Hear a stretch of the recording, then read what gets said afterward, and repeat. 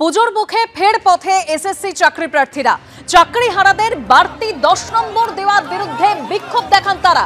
এই নম্বর দিলে নতুন পরীক্ষার্থীরা বঞ্চিত হবেন, দাবি 2025-এর পরীক্ষার্থীদের, অর্থাৎ নতুন পরীক্ষার্থীদের। শূন্য পদের সংখ্যা বাড়ানোর দাবিতেও করুণা বইতে নতুন যারা পরীক্ষার্থী, যারা 7 তারিখ এবং 14 তারিখ পরীক্ষা দিয়েছেন, তারা বিক্ষোভ দেখান। করুণা বই থেকে এসএসসি ভবন পর্যন্ত এই মিছিল।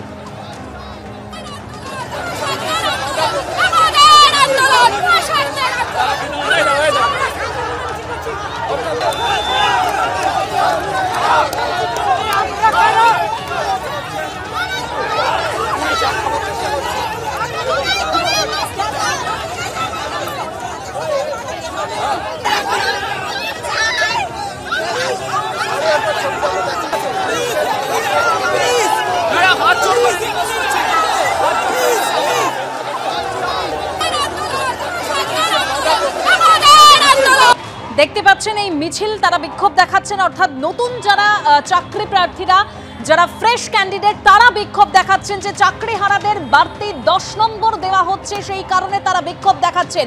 অন্যদিকে গ্রুপ সি, গ্রুপ ডি চাকরি প্রার্থীরা সুপ্রিম নির্দেশে তাদের বেশ কয়েক মাস ধরে বেতন বন্ধ রয়েছে, যাদের নতুন করে পরীক্ষায় বসারও কোনো নির্দেশ নেই, তারা এবার বিক্ষোভ দেখাচ্ছেন। অর্থাৎ দুটো মিছিল আপনারা দেখতে পাচ্ছেন।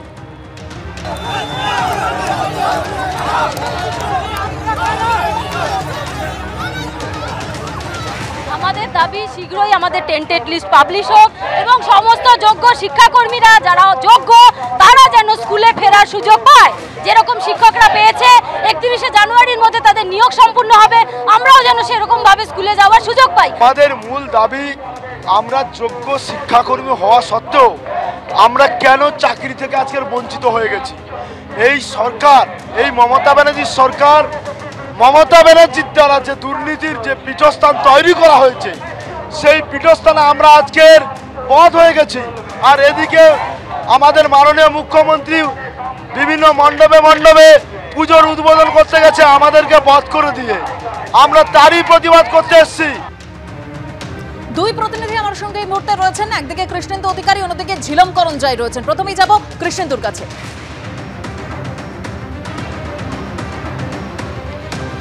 দেখো, পুজো শুরু হয়ে গেছে কার্যত, এবং সেখানেই আজকে সল্টলেকের করুণাময়ী থেকে তিনটি আন্দোলন, চাকরি প্রার্থীদের যারা নিয়োগ চাইছেন তাদের দাবিতে আন্দোলন আজকে বিধানসভার বিকাশ ভবনের দিকে এসছে, একটা এসএসসি ভবনের দিকে গেছে। আমরা রয়েছে মহিক ভবনের সামনে। করুণাময়ী থেকে যারা এবারের সেকেন্ড এসএলএসটি দিয়েছে, অর্থাৎ 7 এবং 14 সেপ্টেম্বর যে পরীক্ষা হয়েছে, তাতে যে ফ্রেশ ক্যান্ডিডেট, নতুন চাকরি প্রার্থী বা পরীক্ষার্থী, তারা আজকে আন্দোলনে নেমেছেন এবং পুলিশ ব্যারিকেড উপেক্ষা করে তারা এই মহিক ভবন পর্যন্ত পৌঁছে গিয়েছেন। এখন আমরা যে ছবিটা দেখতে পাচ্ছি, পুলিশি ঘেরাটোপে তারা কার্যত ওখানে বসে পড়েছেন এবং তাদের একটা প্রতিনিধি দল, 10 সদস্যের প্রতিনিধি দল বিকাশ ভবনে গিয়ে সরকারি আধিকারিকের সঙ্গে কথা বলছেন। তারা দাবি করছেন তারা যে পরীক্ষায় বসেছেন, কিন্তু তারা এমনিতেই তারা বঞ্চনার শিকার হচ্ছেন, কারণ তারা পরীক্ষার্থী প্রচুর সংখ্যায়, 3 লাখের বেশি, কিন্তু 10 নম্বর যে শিক্ষাগত যোগ্যতার জন্য দেওয়া হচ্ছে তাতে তারা বঞ্চিত হচ্ছেন এবং বঞ্চিত হওয়ার পর 10 বছর পর যে চাকরির পরীক্ষা হচ্ছে তাতে তারা চাকরি পাবেন না, এমনটাই তাদের ধারণা হয়েছে। সুতরাং শূন্যপদ বাড়াতে হবে, এই দাবিতে তারা আন্দোলন করছেন। পুলিশের সঙ্গে ধস্তাধস্তি, কথা কাটাকাটি, তারপর মহিক ভবন পর্যন্ত এসে পুলিশ তাদের আটকে দেয়। তাদের প্রতিনিধি দল বিকাশ ভবনে গিয়ে সরকারি আধিকারিকের সঙ্গে কথা বলছেন। আমরা যেখানে দাঁড়িয়ে আছি তার ডান দিকটা, অর্থাৎ যেদিকে করুণাময়ীর দিকে যাচ্ছে, সেই জায়গাটার মোড়ে আবার মাদ্রাসার কমিশনের চাকরি প্রার্থী তারা আছেন। গ্রুপ সি, গ্রুপ ডি তারা চাকরি প্রার্থী, তারা দাবি করছেন এসএসসি ভবনের দিকে যাচ্ছেন। অর্থাৎ যেখানে উৎসবের একটা পরিবেশ গোটা রাজ্যে, সেখানে চাকরি প্রার্থীরা তাদের হকের চাকরির দাবিতে, কখনো নিয়োগের দাবিতে, কখনো বলছেন তারা বঞ্চনার শিকার হচ্ছেন। দীর্ঘদিন পরীক্ষা নেই, তারপরে এতদিন পরে পরীক্ষা হচ্ছে, সেখানেও তারা বঞ্চিত হচ্ছেন। একাধিক সংগঠনের একাধিক দাবিতে কার্যত নাভিশ্বাস উঠেছে। ঠিক যে কথা তুমি বলছিলে, একাধিক সংগঠনের একাধিক দাবিতে আজকে তাদের এই বিক্ষোভ মিছিল। গ্রুপ সি, গ্রুপ ডির যারা চাকরি হারারা, তারা নতুন করে বলছেন যে তাদের বেতন আবার চালু করতে হবে, তাদের স্বপদে আবার স্কুলে ফেরত পাঠাতে হবে। তাদের সঙ্গে রয়েছেন আমাদের অপর প্রতিনিধি ঝিলম করঞ্জাই। ঝিলম, একদমই এই মুহূর্তে তারা অবস্থান করছেন আচার্য ভবনের ঠিক সামনে। মিছিল করে তারা আসেন করুণাময়ী থেকে। তাদের যে দাবি, যেমন তুমি বলছিলে যে যোগ্য তারা চাকরিহারা গ্রুপ সি, গ্রুপ ডি 2016 সালের শিক্ষাকর্মী, তারা গত 7 মাস ধরে মাইনে পাচ্ছেন না। এখানে তারা অবস্থান করেছেন, তাদের দাবি যে এসএসসির চেয়ারম্যানের সঙ্গে দেখা করবেন। পুলিশের বড় কর্তারা রয়েছেন এখানে, তাদের সঙ্গে কথা হয়েছে। কি কথা হয়েছে জেনে নেব সরাসরি। পুলিশের পক্ষ থেকে প্রস্তাব দেওয়া হয়েছে কিছু একটা, এবং আপনারা চাইছিলেন চেয়ারম্যানের সঙ্গে কথা বলতে, কি দাঁড়ালো? আমরা যোগ্য শিক্ষাকর্মীরা 7 মাস ধরে আমাদের বেতন বন্ধ, এবং সরকারের পক্ষ থেকে আমাদের জন্য কোনো পদক্ষেপ নেওয়া হয়নি। কোর্ট থেকে রায় দেওয়া হয়েছিল যে 31শে ডিসেম্বরের মধ্যে সমস্ত কিছু কমপ্লিট করতে হবে, পরীক্ষার প্রসেস। ওরা টিচারদের জন্য সমস্ত কিছু কমপ্লিট করলেও নন টিচিংদের জন্য সেটা এমপ্লয় করছে। আপনাদের এখানে কি প্রস্তাব দেওয়া হলো? মূলত আমরা দেখা করতে এসেছিলাম চেয়ারম্যানের সঙ্গে, যে আমাদের নিয়ে কি ভাবছেন। এখানে চেয়ারম্যান বললেন, ওনারা বললেন যে চেয়ারম্যান এখানে নেই। তার কিছুক্ষণ পরে আমাদেরকে জানালেন যে চেয়ারম্যান এখন বিকাশ ভবনে আছে, আপনারা কয়েকজন প্রতিনিধি গিয়ে বিকাশ ভবনে ওনার সঙ্গে দেখা করতে পারেন। আমরা বলেছি যে আমরা যদি ওনার সঙ্গে দেখা করতে হয়, আমরা সবাই মিলে বিকাশ ভবন যাবো, এখান থেকে আবার মিছিল করে বিকাশ ভবনে যাব। কারণ আমরা 4-5 গিয়ে দেখা করে আসবো ওনার সঙ্গে, আবার এখানে এসে বাকিদের বলবো, ওরকম হবে না। যা হবে সবাই মিলে আমরা এসেছি, সবার সামনেই হবে। তাই চেয়ারম্যানের সঙ্গে দেখা করতে যদি হয়, যদি বিকাশ ভবন যেতে হয়, তাহলে আমাদের সবাই এখান থেকে যাবো, এবং আমরা সেটা করেই তারপর ওনার সঙ্গে।